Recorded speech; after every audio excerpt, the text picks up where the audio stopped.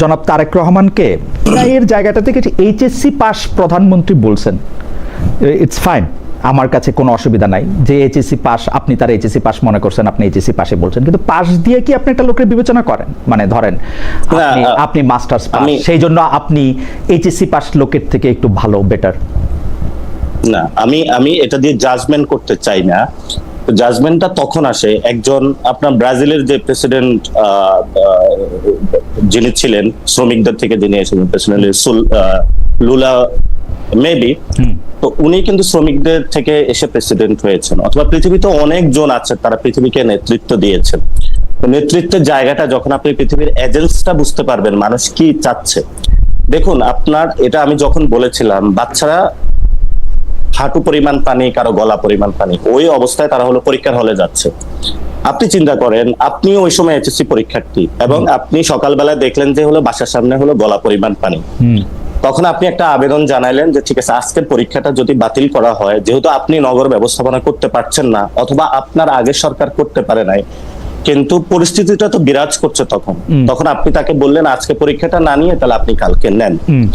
আপনি তাদের বাসায় ডিবি পাঠাইলেন, তাদেরকে হেনস্থা করলেন, এই তুমি কোন কলেজে পড়ো, তাদেরকে পলিটিক্যাল ট্যাগ দিলেন।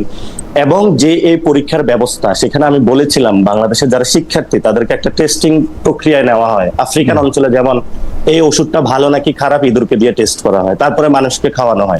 তো বাংলাদেশের শিক্ষা ব্যবস্থা কতটুকু খারাপ না ভালো, এটা যখন আপনার একজন প্রাইম মিনিস্টার অথবা হোয়াটএভার, এটা হলো শিক্ষা সচিব অথবা শিক্ষা মন্ত্রী যেই হোক না কেন, তার মধ্যে যদি এই বোধ সম্পূর্ণ জায়গাটা না থাকে, তখন আসলে ওনার শিক্ষা ব্যবস্থায় আর কতটুকু, এটা ধরেন ক্লাস 5 পাস হইলে ওনার মধ্যে বুঝে আসতো না, আবার খুব পিএইচডি হলো তার মধ্যে এই সম্পূর্ণ বোর্ডটা আসতে পারে। তাহলে আপনার ওইখানে কথাই আসলো যে 5 পাস হলেও উনি বুঝতেন না, পিএইচডি হলেও উনি বুঝতেন না, তাহলে আপনি তাকে এইচএসসি পাস কেন বললেন? হ্যাঁ, ওইখানেই একটা শিক্ষার্থীদের বলা হয়েছে যে বাচ্চারা তোমরা ঘরে যাও। এখন যেই বাচ্চা পোলাপাইনগুলা কয়েকদিন আগে বের হয়ে আসছে যে বাংলাদেশের ফেসিলিটি সিস্টেম, তাহলে তাদের বুঝটা আছে মাথায় ক্লিয়ার নাকি ক্লিয়ার নাই আপনি বলেন?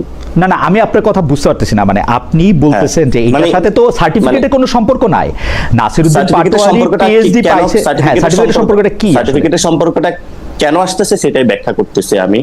আপনি বাচ্চাদেরকে কেন হলো গালি দিলেন বাচ্চা বলে? মানে যেই পোলাপাইনগুলা ক্লাস 10 এ ছিল অথবা ইন্টারে ছিল, সেই পোলাপাইনগুলা অভ্যুত্থানের সময় হলো বুঝেই তো ফেসিবাদের বিরুদ্ধে। কে গালি দিছে মুরগি বলে? শিক্ষামন্ত্রী দিয়েছে। ওকে, আপনি কথাটা একটু মনে রাখেন যে শিক্ষামন্ত্রী দিয়েছে। ওকে, জি অবশ্যই। ওকে, তো শিক্ষামন্ত্রী দিয়েছে, তাহলে তো শিক্ষামন্ত্রী তো যার ক্যাবিনেটে আছে তাকে আপনি এইচএসসি পাস বলে কি এই গালিটা জবাব দেওয়া হলো?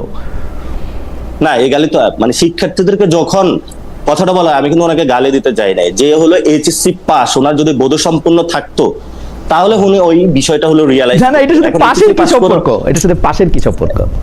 এটার পাশের সম্পর্কটা এটাই আছে, যদি because you are very proud যে আপনি ঢাকা ইউনিভার্সিটি থেকে পাস করে মাস্টার্স করে আসছেন, আর যারা এইচএসসি পাস, মেট্রিক পাস, আপনি দেখেন একই ভাবে বেগম জিয়াকে বলা হইতো সে সময় নন মেট্রিক, 8 ফেল, 8 পাস, একই সংস্কৃতি না এটা? না, এটা একই সংস্কৃতি না। ওই সময় দেখা হয়েছে আপনি তো 8 পাস, আপনি কি করেন? না, আপনি যখন আমাদের বাচ্চাদেরকে গালি দিবেন অথবা শিক্ষার্থীদের গালি দিবেন, এইচএসসি পাস, আপনি কি বুঝবেন? না না, আমি তাকে এটা বলি না যে আপনি এইচএসসি পাস হলে আপনি, আমি গালি দিতে যাই না তাকে, আমি তাকে রিলেট করার চেষ্টা করেছি। না না, আপনি বলছেন যে তার বুঝ নাই কারণ সে এইচএসসি পাস। হ্যাঁ, বুঝ নাই, এটাকে আপনি মনে করেন প্রধানমন্ত্রী বুঝ আছে? নাই তো। যদি বুঝ থাকতো বাংলাদেশে মাস্টার্স পাস প্রধানমন্ত্রী আমরা দেখছি, পিএইচডি পাওয়া, নোবেল পাওয়া সরকার প্রধান আমরা দেখছি।